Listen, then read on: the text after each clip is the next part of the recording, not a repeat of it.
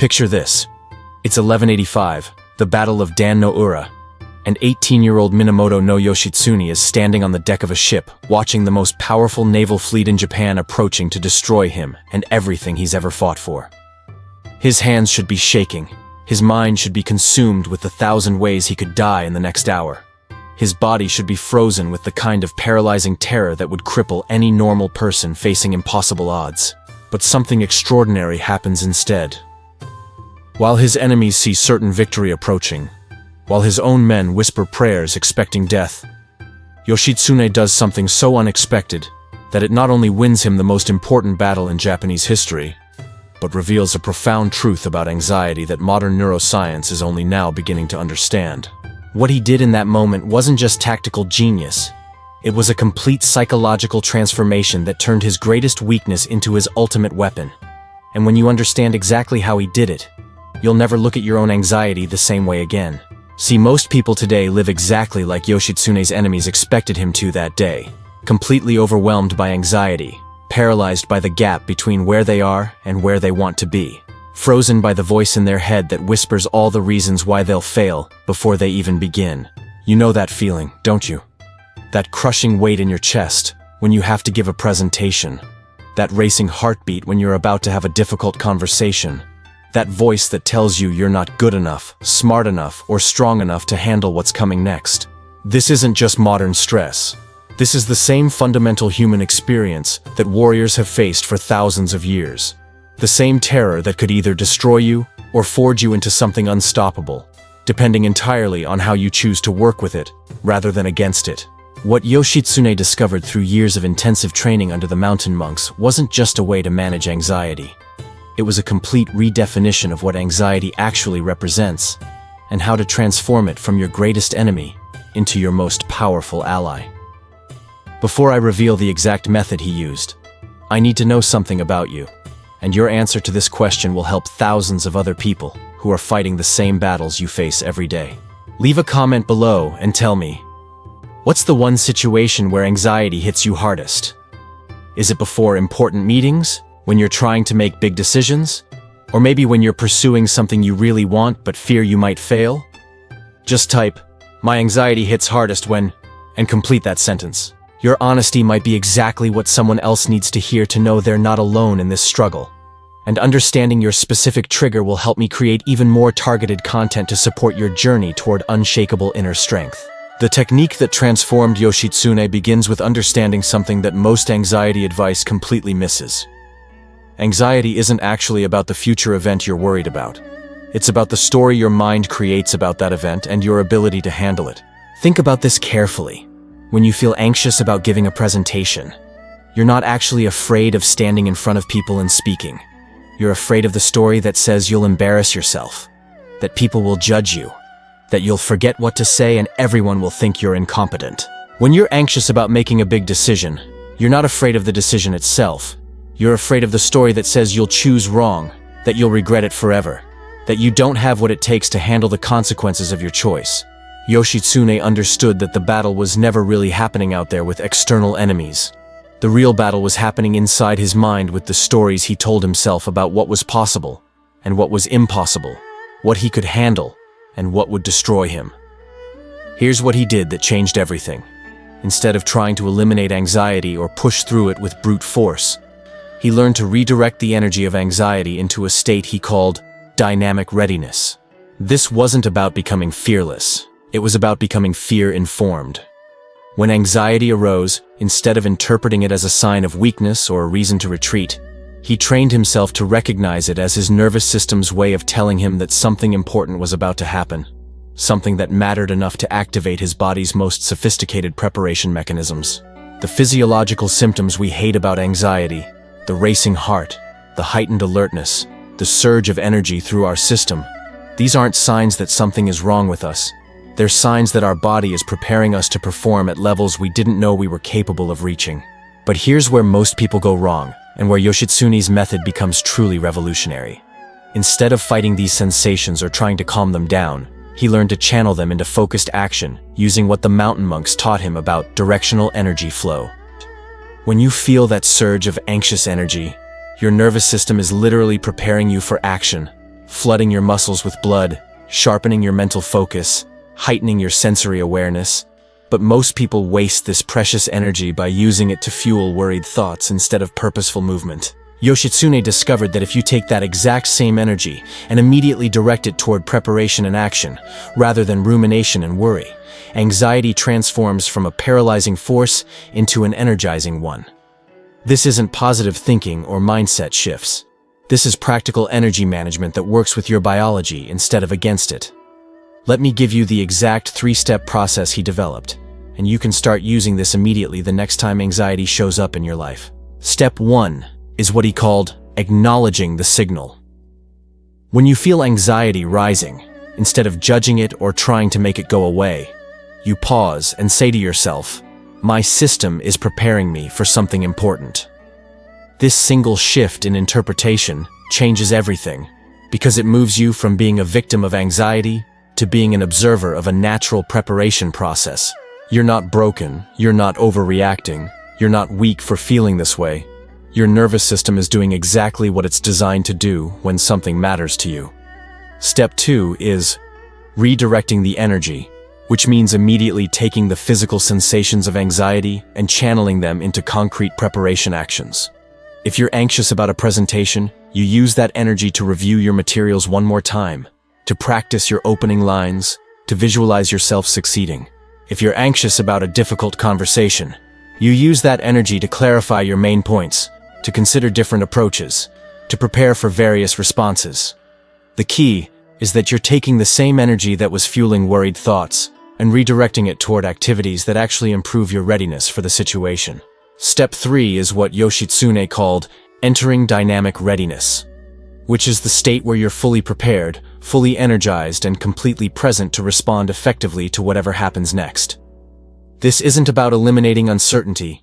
It's about becoming comfortable with uncertainty while being totally confident in your ability to adapt and respond. In this state, you're not trying to control outcomes. You're preparing to engage skillfully with whatever outcomes arise. This is why Yoshitsune could stand on that ship watching overwhelming enemy forces approach and feel energized rather than terrorized, because he had trained himself to interpret that situation not as certain doom, but as the ultimate test of everything he had prepared for, the moment when all his training would either prove itself or reveal what still needed work. Now let's talk about how this applies to your daily life, because what worked for a 12th century warrior can absolutely transform how you handle modern challenges. In your personal life, this means that when you feel anxious about changes or uncertainties, instead of seeing anxiety as evidence that something is wrong, you start seeing it as evidence that you care deeply about something important to you. That anxiety about moving to a new city isn't a sign you shouldn't do it. It's a sign that this move matters to you, and your nervous system wants to make sure you're prepared for it. Use that energy to research the area, to make practical plans, to reach out to potential connections, to visualize yourself thriving in your new environment. The anxiety about ending or beginning a relationship isn't a sign that you're making the wrong choice. It's a sign that relationships matter deeply to you, and you want to handle this transition with care and wisdom. Use that energy to clarify your values, to communicate clearly, to consider the other person's perspective, to prepare for difficult but necessary conversations.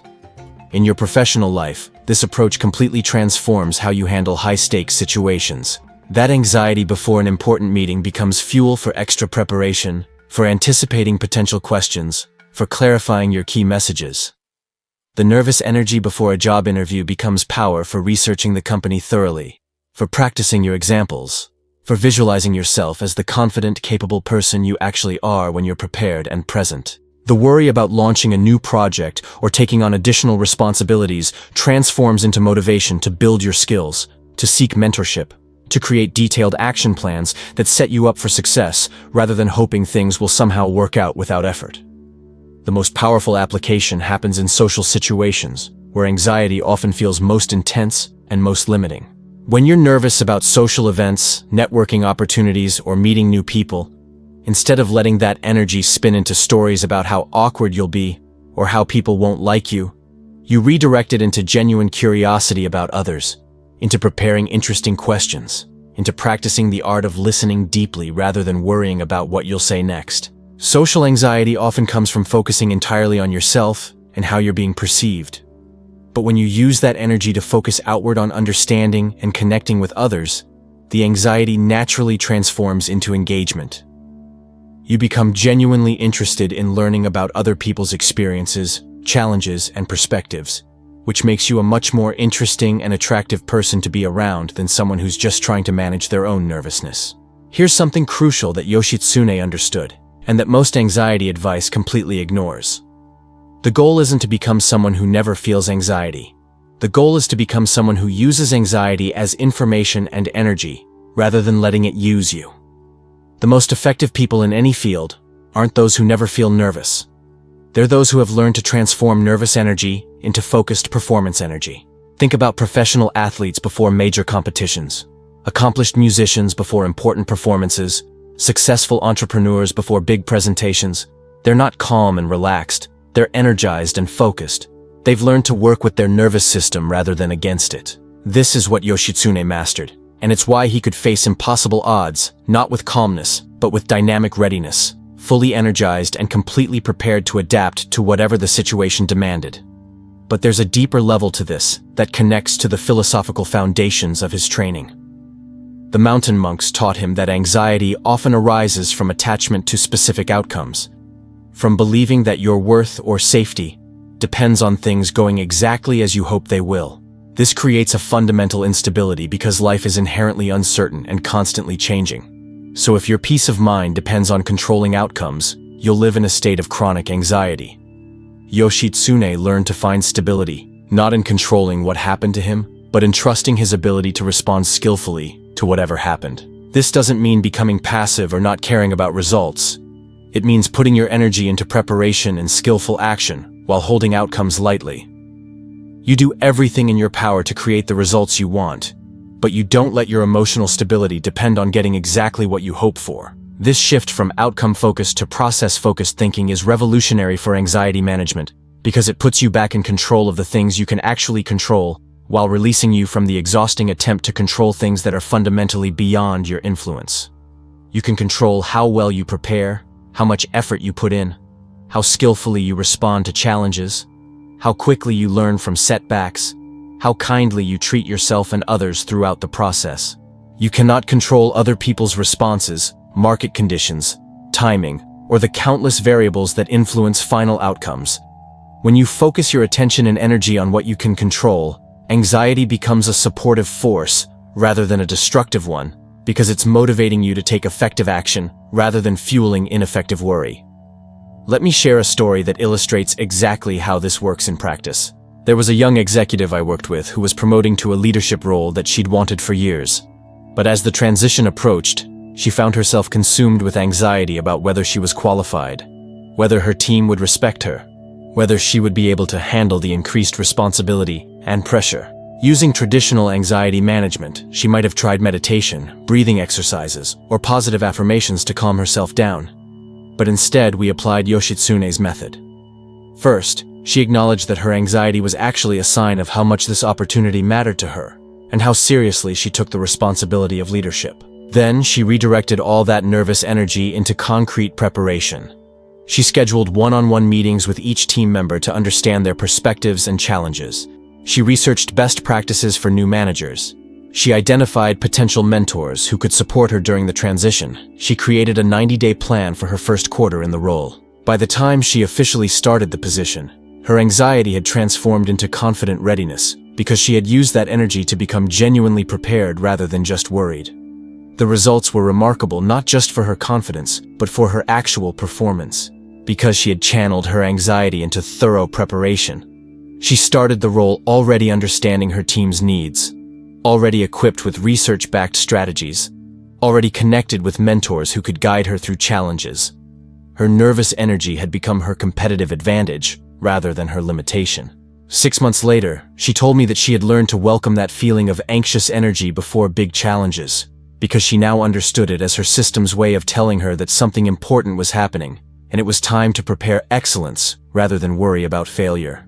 This is the fundamental difference between people who are limited by anxiety and those who are empowered by it. It's not that one group feels less anxiety, it's that they've learned to interpret and direct that energy more skillfully. Anxiety becomes a problem when it's disconnected from action, when it's pure energy, with nowhere to go except into rumination and worry. But when anxiety is connected to preparation, practice, and purposeful action, it becomes one of your most valuable allies in achieving things that matter to you. This is why Yoshitsune could face battles that terrified other warriors. Not because he was naturally braver, but because he had trained himself to transform fear energy into performance energy through disciplined preparation and skillful action. As we near the end of our time together, I want you to understand that what I've shared with you today isn't just historical information or interesting philosophy. It's a practical system that you can begin implementing immediately to transform your relationship with anxiety from adversarial to collaborative. The next time you feel that familiar rise of nervous energy, instead of fighting it or judging yourself for feeling it, remember Yoshitsune standing on that ship, using that exact same energy to fuel the focus and preparation that would make him legendary. Remember that anxiety isn't evidence of weakness. It's evidence that something matters to you enough to activate your most sophisticated preparation systems. The question isn't how to eliminate anxiety. It's how to direct that energy toward becoming the person who's genuinely ready for whatever challenges and opportunities life presents to you. If this approach resonates with you, and you want to continue learning practical wisdom that transforms challenges into advantages, I need you to take action right now. Subscribe to this channel and hit the notification bell so you never miss the latest insights on turning ancient wisdom into modern strength. More importantly, I want to hear about your experience applying this method. Leave a comment below and tell me about a time when you transformed nervous energy into focused preparation, or share which part of Yoshitsune's approach you're most excited to try in your own life. Your engagement doesn't just help the algorithm. It helps build a community of people who are committed to growth, wisdom, and becoming unstoppable in pursuit of what matters most to them. Remember, 800 years ago, a young warrior discovered that the energy you've been fighting against might actually be the exact energy you need to become the person you've always known you could be. And today, that same transformation is waiting for you to claim it.